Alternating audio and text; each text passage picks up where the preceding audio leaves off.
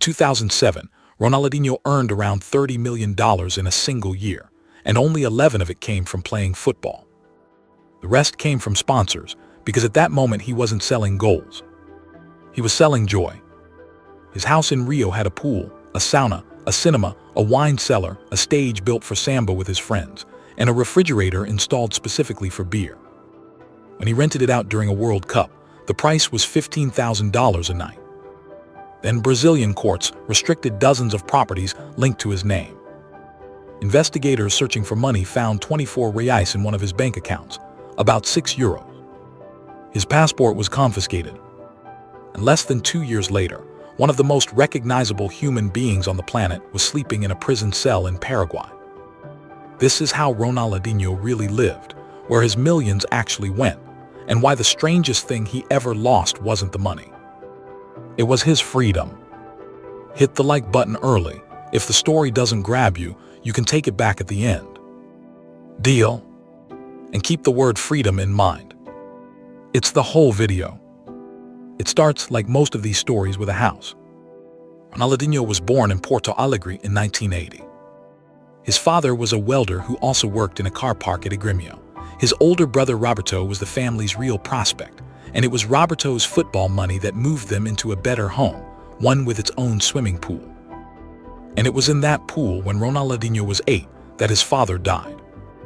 Football bought his family their first beautiful house, and inside that house, he lost his dad. Then Roberto's knee gave out, and the boy who was never supposed to be the star became the family's entire future, with his brother as his agent. From the very beginning, football, money, and family were the same thing in his life. The rise was ridiculous. Grêmio, Paris Saint-Germain, and in 2003 Barcelona paid around €30 million, a club record at the time. He collected almost everything: a World Cup, the Champions League, 2 La Liga titles, the Ballon d'Or, and later the Copa Libertadores. But the greatest thing he ever received cost nothing at all. November 2005, the Santiago Bernabéu. Barcelona win 3-0, Ronaldinho scores twice, and Real Madrid's own supporters stand up and applaud an opposition player. That's the peak. That's the moment his name stopped being a footballer and became a product. Because look at the split. Around 11 million a year came from wages, roughly 19 million from Nike, Pepsi, EA Sports, and the rest. His endorsements outturned his football almost 2-1. Ronaldo sells discipline. Messi sells greatness and family. Neymar sells spectacle. Ronaldinho sold happiness, the smile, the hair, the tricks, Joga Bonito. Arguably the first footballer marketed not as a winner, but as a feeling.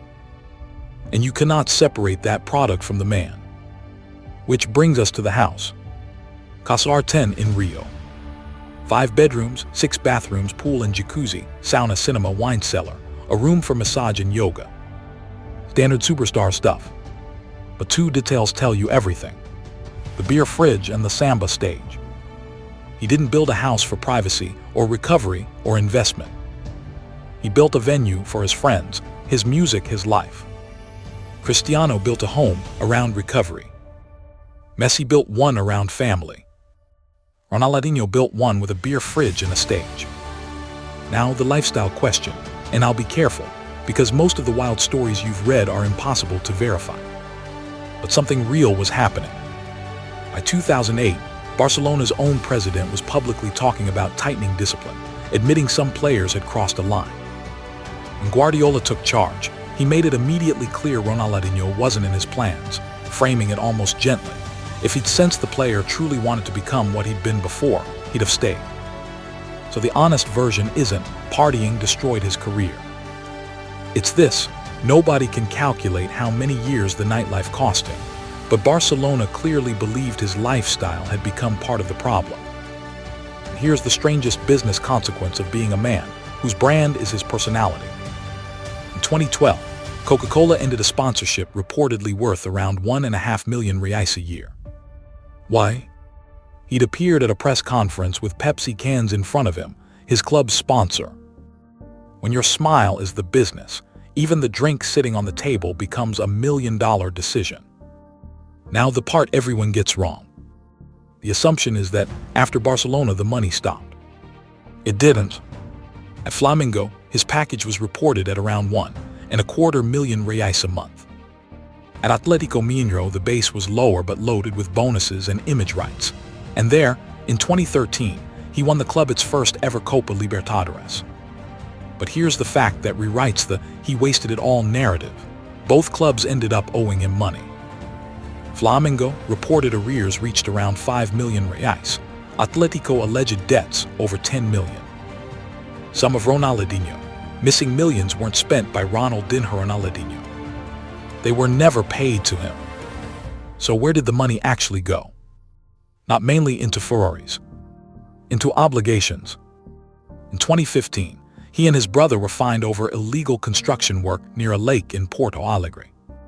By 2019, Brazilian courts had restricted the sale of 57 properties linked to him, an environmental fine reported at around 9.5 million reais, plus other creditor debts near 7.8 million. Separately, Porto Alegre confirmed a property tax settlement of around 7.5 million reais, paid over 60 months. Taxes, fines, legal disputes, old obligations. That's an enormous amount of a fortune, disappearing without a single supercar involved. Which brings us to the most famous fact about Ronaldinho, and I need to correct it, because it's the internet's favorite version of this story. Yes, investigators really did find 24 reais and 63 centavos in one of his bank accounts. About €6. That part is true. But that was one account they located during a search for assets, at the exact same time that dozens of properties were being frozen in his name. So the €6 were real. The claim that €6 were Ronaldinho's entire fortune was never true. He had serious financial and legal problems. That is not the same thing as proving he lost everything. And then the story turns into something no screenwriter would risk. Because of those unpaid obligations, Brazilian courts confiscated his passport. Brazil's Supreme Court upheld it. He eventually reached an agreement worth around 6 million reais to get his documents back. And a few months after regaining the right to travel, Ronaldinho arrived in Paraguay using an altered Paraguayan passport. On the 6th of March, 2020, he and his brother were arrested. He spent just over a month in a police facility in Asunción, then around 4 months of house arrest in a 4-star hotel. In total, roughly 171 days without his freedom. One important legal note, because this matters. Prosecutors ultimately accepted that Ronaldinho himself did not know the document was fraudulent, which is why his case ended the way it did. He wasn't convicted of knowingly buying a fake passport. And yet, even in there, he was still him. During his detention, Ronaldinho played in the prison's futsal tournament. His team won. The prize, according to local reports, was a 16-kilo roast pig. So the trophy list reads: World Cup, Champions League, Copa Libertadores, Ballon d'Or, and a prison futsal tournament, won for a pig. The man who made football look freer than anyone who ever played it was now playing it inside a jail. That's the center of this whole story. So what does he live on now? The modern Ronaldinho is quietly rebuilding, and it looks nothing like Ronaldo Corporation.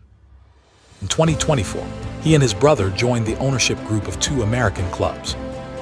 Last October, he released a 22-track funk, rap, and trap album. In March, he launched a music label in Miami, where he now lives.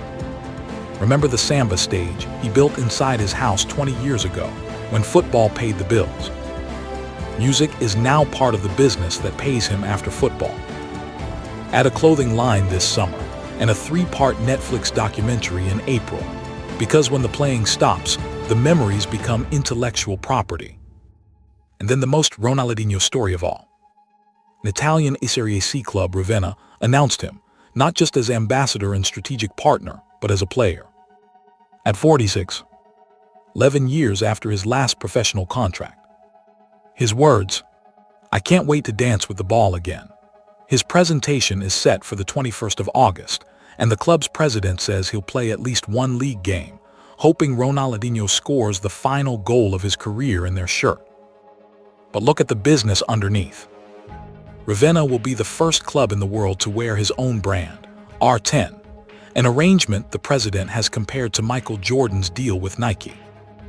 And the special edition R10 shirt sold out in hours, before he'd kicked a single ball. So here's the verdict. Ronaldinho never built Cristiano's clean corporate empire, and he never built Messi's family property machine. He spent money exactly the way he played football, on friends, music, freedom, and whatever made the moment feel good. Sometimes that produced magic nobody has replicated since. Sometimes it produced debts, frozen properties, and legal catastrophe. And for 171 days, the freest footballer alive couldn't walk out of a door. But here's the strange ending. At 46, an Italian third division club can still print R10 on a shirt and sell out in a few hours. Maybe he could have managed the millions better. But the most valuable thing he ever created was never sitting in a bank account. It was Ronaldinho. And 20 years later, the smile still prints money. So tell me in the comments, did Ronaldinho waste one of the greatest talents football has ever seen? Or was the freedom everyone blames for shortening his career the exact thing that made us love him? And across this whole series, Neymar, Zlatan Mbappe, Ronaldo, Messi, and now Ronaldinho, whose money actually bought the best life. The other breakdowns are already on the channel.